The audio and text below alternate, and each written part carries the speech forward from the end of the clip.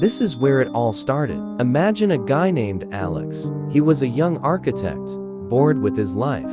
It was so ordinary, even he was tired of it. But in 2023, he received an inheritance from his father, and this inheritance would change his life forever. This inheritance was a house, but not just any house. It was a half-finished, abandoned building on the outskirts of a forgotten village, which belonged to his grandfather. The villagers avoided the house, calling it the House of Spirits. But Alex didn't believe them. The grandfather left and never returned. His death in 2020 remained a mystery. In the middle of the house, there was a locked room. Alex broke the rusty lock and entered. The room was completely empty, except for one thing on a table. An old, antique camera, carved, black, and made of metal and wood from the 1960s. Next to the camera was a handwritten note from his grandfather. The note contained a strange philosophy. Some memories should be seen, others should be forgotten. But this camera shows everything,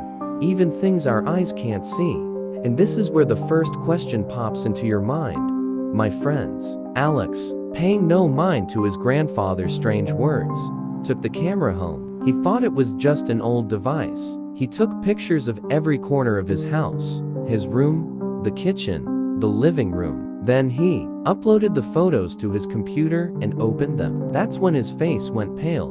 The photos showed his house. But, my friends, that's not the strange part of this story. These photos showed things Alex had never seen in his home. In the corner of his room, there was a figure of a man standing in a black shadow. In his kitchen, a woman with an unidentifiable face sat on a chair. And in his living room, a boy in old clothes stood facing the wall. These people looked ancient and strange. The photos were from his grandfather's old house, which terrified Alex. Frozen with fear, Alex returned to his grandfather's house. He started taking pictures of the house again. He took photo after photo, examining them. And that's when Alex understood something truly terrifying. The photos didn't just capture his grandfather's house. They captured the house's past, its previous owners, and their lives. Before his grandfather started building the house, there was another house there. Dark and mysterious events had occurred in that house in the 1940s. Alex spent days studying the photos.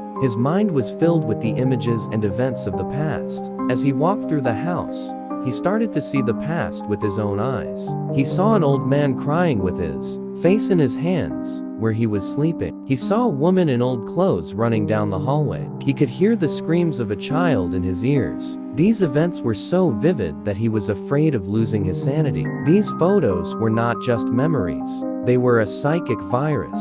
It fed on the suffering of people from the past. And this camera was the carrier of this virus. Alex tried to escape from this horrifying situation. He decided to leave the house, but when he tried to go out, the doors didn't open. The windows didn't open either. The walls around him started to move. The house had become a prison for him. He took the camera and tried to break it, but the camera would not break. He took the camera one last time and decided to take a picture of himself.